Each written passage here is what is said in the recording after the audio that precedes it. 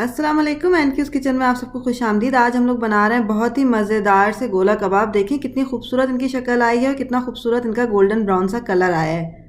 अगर आपको मेरी ये वीडियो पसंद आती है तो सब्सक्राइब का बटन दबाना मत भूलिएगा और बेल का आइकन अपडेट्स के लिए। ये देखिए, इसके लिए सबसे पहले मैंने कीमा ले लिया है। कीमे को मैंने खुद ही चॉपर से जो है वो चॉप किया है। मशीन का कीमा लीजिएगा तो उससे मज़े के बनते हैं। अब इसके अंदर मैं डाल दूंगी हाफ़ टी स्पून के करीब red chilli powder, half teaspoon के करीब ज़ीरा पिसा हुआ, half teaspoon black pepper. सारा कुछ हम पिसा हुआ डालेंगे। 1 टेबल स्पून के करीब अदरक लहसुन पिसा हुआ, नमक हस्बे जायका।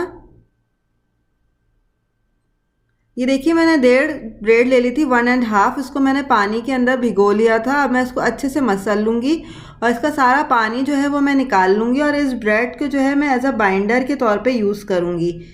अच्छे से आपको इसका पानी निकाल देना है, क्योंकि अगर कबाब में पानी गया तो फिर कबाब जो है आपके जुड़ेंगे नहीं, फ्राई करते हुए टूट सकते हैं। तो इस बात का आपने ख्याल करना है। अब ये भी ब्रेड भी इसके अंदर चली गई। अब हम इसको अच्छे से मिक्स करते हैं। मिक्स हम हाथ की मदद से ही कर लेते हैं। अच्छे से आपने इसको जो है वो मिक्स कर लेना है कि ये जो ब्रेड है ये सब कीमे के साथ अच्छे से मिक्स हो जाए, पता ना लगे।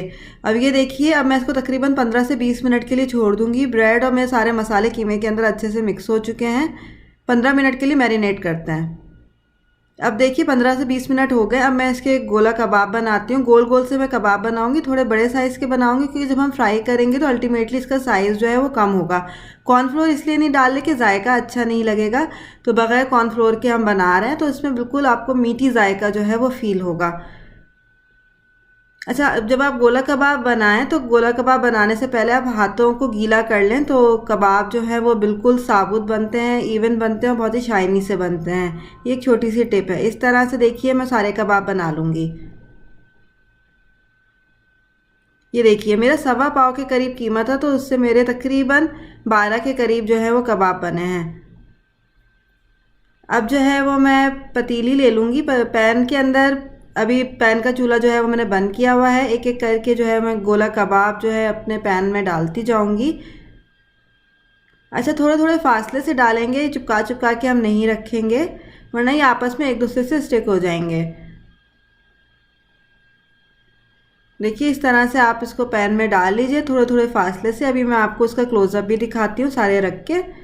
आपने इस रेसिपी को लाजमी ट्राई करना है। अगर आप बाज़ार से कीमा लेना चाहें तो बाज़ार से कीमा ले लीजिए, वरना आप घर में मशीन में इसको पीस लीजिए। हाथ का कीमा इस्तेमाल नहीं करिएगा, उससे इतने मज़े के नहीं लगेंगे और जुड़ेंगे भी नहीं। अब मैं इसके अंदर पानी का छींटा डालूंगी। तकरीबन जैसे मेरे कबाब 1.25 पाव कीमा था, तो मैं इसके अंदर तकरीबन 1/4 कप के करीब, इससे थोड़ा कम जो है मैं पानी डाल दूंगी। पानी को तमाम कबाब के ऊपर भी डालना है और फिर मैं इसको तेज़ आंच पे रख के 2 भाप तक पकाऊंगी।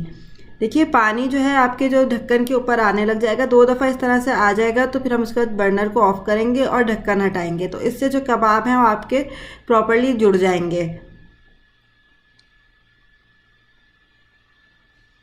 ये देखिए कितना अच्छा धुआं निकल रहा है और कबाब जो है हमारे हल्के से बॉयल भी हो गए हैं और अब ये बिल्कुल टूटेंगे भी नहीं। अगर आपको मुलायम कबाब बनाने हैं तो आप 5 धुआं आने तक इसको रखिए। अब देखिए, इसके साथ एक स्पेशल टाइप की चटनी बनती है। चटनी के लिए मैंने टमाटर को भून लिया था। मैंने जो है वो एयर फ्राई में किया है। आप चाहें तो वो डायरेक्टली बर्नर पे रख के आग पे जो छुरी लगा के करते हैं उससे करके उसका छिलका हटा दीजिए। इसके साथ ही 2 से 3 अदद हरी मिर्चें ले लीजिए, लहसुन ले लीजिए और नमक ले लीजिए। लहसुन के जवे 2 अदद लिए हैं मैंने। अब इसको थोड़ा सा पानी डाल के हम इसको पीस लेंगे। देखिए, ग्राइंडर के अंदर मैंने सारी चीज़ों को डाल दिया, थोड़ा सा इसके अंदर पानी ऐड कर दिया। ज़्यादा पतली चटनी भी नहीं बनाएंगे और ज़्यादा गाढ़ी चटनी भी नहीं बनाएंगे। ये इसके साथ स्पेशल चटनी होती है। ये देखिए, मेरी चटनी बिल्कुल पिस गई है। अब मैं इसको जब सर्व करूँगी तो निकालूँगी। बहुत ही मज़े की लगती है ये चटनी। अब देखिए, अब हम फ्राई करते हैं। फ्राई करने के लिए मैंने तेल को गरम कर लिया था। अब चमचे की मदद से मैंने अपने गोला कबाब को तेल में डाल दिया है। तकरीबन 6 कबाब जो हैं वो मैं फ्राई कर रही हूँ।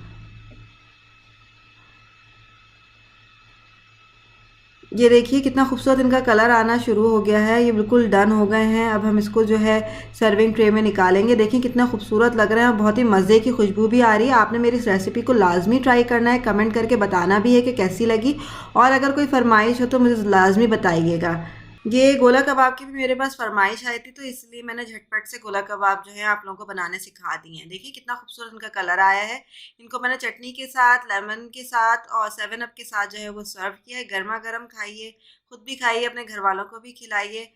और फिर मिलेंगे जल्दी एक मज़ेदार सी रेसिपी के साथ। मुझे दीजिए इजाज़त। अल्लाह हाफ़िज़।